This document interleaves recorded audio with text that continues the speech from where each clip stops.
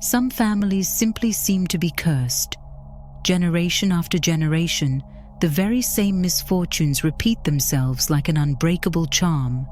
The faces change, yet the set of beliefs, fears, and limitations pass on as if inherited in blood. Whether you ever thought about it or not, there is a great chance that the curse has also passed down on you. Subconsciously, you might repeat the same patterns as your ancestors did for centuries, and without even realizing it, prepare yourself to share the same fate as all of those who came before you. You might feel special, destined for something greater, yet as long as the spirit of your ancestors remains embedded in your subconscious, it will sabotage everything you are building. The curse is a shadow that follows. You might fight it, resist it, or try to escape, yet still, it will stick with you everywhere you go. Only when you can fully destroy the spirit of your ancestors can you create the reality outside of their limitations.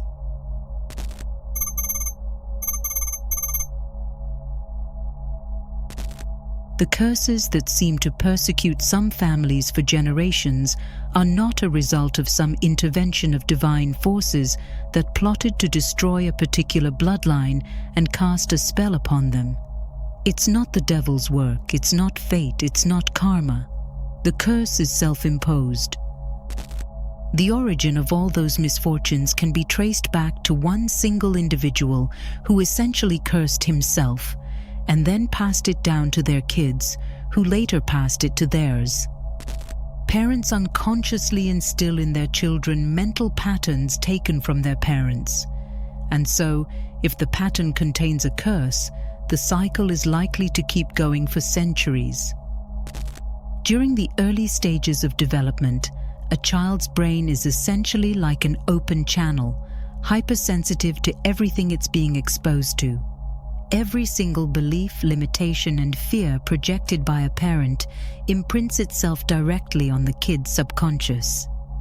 Before the age of 3, kids build about 1 million new pathways every minute, and during that time, they are forming all sorts of truths about the world and themselves. By the age of 7, the blueprint is mostly set. The child has now acquired and solidified its general viewpoints of reality. They know the limits of what they can achieve. They know what they should be afraid of. They know what they can and cannot do. Slowly, they close themselves off to anything that doesn't fit the blueprint set by a parent, and go into adulthood with this exact conditioning. Somehow, all limits appear real. All beliefs turn out to be accurate. All the fears prove to be justified. Not because the parent was right, but because the subconscious mind filtered out all behaviors to reiterate those truths in reality. A kid who feared rejection didn't even try not to be rejected. The kid who believed they were unattractive subconsciously acted in ways that made them unattractive. A kid who thought they could not make money avoided every opportunity to do so. More often than not, kids live their lives exactly as their parents condition them to do until they quite literally become their parents. They place upon themselves the same limitations, impose upon themselves the same fears, and draw upon themselves the same problems. Soon they have their own kids, and guess what? The cycle continues, generation after generation, and it will continue to do so, until finally there comes this one individual who breaks the curse once and for all.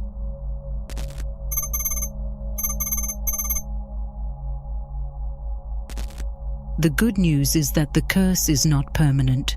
It can be broken. While the subconscious mind of an adult is not as open to suggestion as that of a child, there is still a way to reprogram it. The process of breaking your generational curse essentially lies in dismantling the viewpoints of reality inherited from your ancestors, analyzing, acknowledging, and transmuting the very truths that keep whole generations miserable. Most people never once tried to analyze the viewpoints of reality that permeate their minds. Mindlessly, they go after the idea of truth inherited from their parents without even realizing how they sabotage themselves on a daily basis. You set the terms for your own reality. Once your subconscious mind accepts a particular idea as truth, it will do everything it can to reiterate that in your reality. What you believe is impossible, indeed, is impossible for you. What you believe to be against you, indeed, will be against you. And so, if you believe you are generationally cursed, then indeed you are.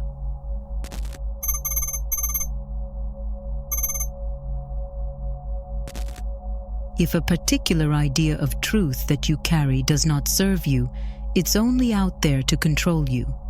Become highly aware of what viewpoints of reality you allow to permeate your mind. Start self-analyzing, studying, and questioning the very truths that were so solid during your whole life. As you go through your day, try to be as conscious as possible about all those automatic assumptions that flood into your mind. Acknowledge any little fear, doubt, or insecurity that influences your reasoning. Once you spot one that limits you in any way, you know what to work on. In order to rid yourself of any idea of truth, you have to detach and distance yourself from it to the point where it loses its hold over you.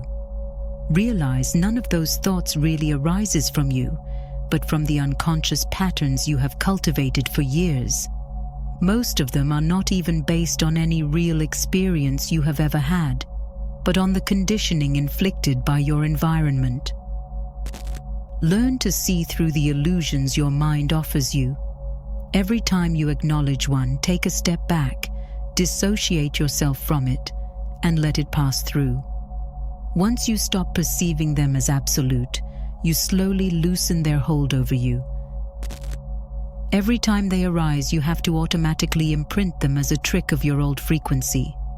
Slowly, you strip them of their power until eventually they stop bothering you at all.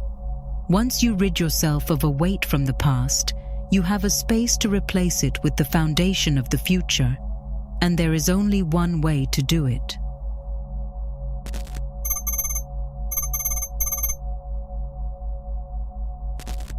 While there are an awful lot of families that seem to be condemned to eternal misery, there are also those who seem to be destined for prosperity. It can often be seen when some ultra-successful individuals are succeeded by even more successful descendants.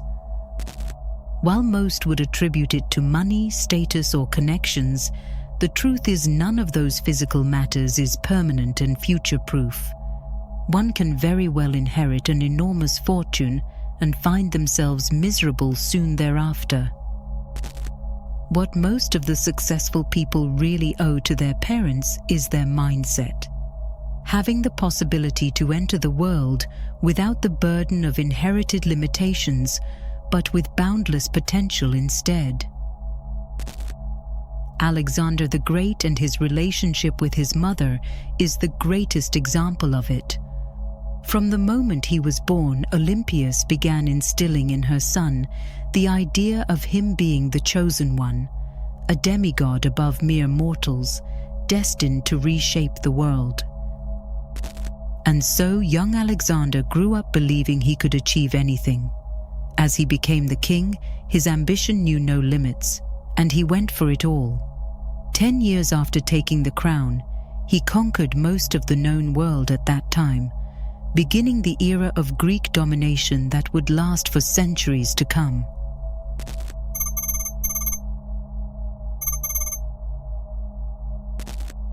The same way as one individual can begin the cycle of self-sabotage for generations to come, one can also reverse this and start a generational blessing, passing down to their kids the very mindset that enables them to create their desired reality, a foundation solid enough they will pass it later to theirs.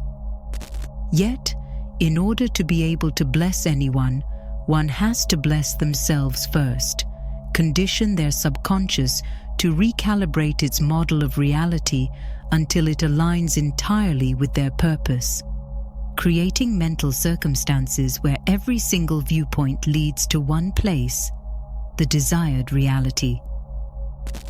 Now, the only way to impress any idea upon your subconscious is by feeling it. It won't understand logic, it won't register your intentions, nor will it respond to mindlessly repeated affirmations. The language of the subconscious mind is emotion. If you wish to convince it to accept a particular version of reality as truth, you have to first feel it to be the truth, and the easiest way to do it is through developing your imagination. Your emotional state is nothing but a response to what you experience, and the trick is, the imagined experience can have the exact same emotional signature as its physical equivalent. Once your imagination is sharp enough to create as vivid and clear experience in your mind as a real situation would be, the same hormones flood into your nervous system, making the two energetically indistinguishable. This way, you can hack your subconscious mind to accept any idea that you want to install, any identity you want to embody, any belief you want to adopt, any ambition you want to perceive as possible. Simply create an experience for your subconscious mind to base on. See yourself already living it. Replay it over and over again like a sacred ritual. Feed your subconscious mind with the frequency of your desired reality and watch how your viewpoints slowly transform to match it. After you have been there 1,000 times in your mind, you no longer have to chase, beg, or need. You are already living it. You are blessed, and those who will come after you have no choice but to be blessed as well. If you are ready to take your game to the next level, I created an entire playbook containing everything you need to know to bridge the gap between imagination and execution. Based on the lives of figures who turned the most delusional visions into a reality, it will give you practical steps you can gradually follow. Don't wait any longer, go and up your game.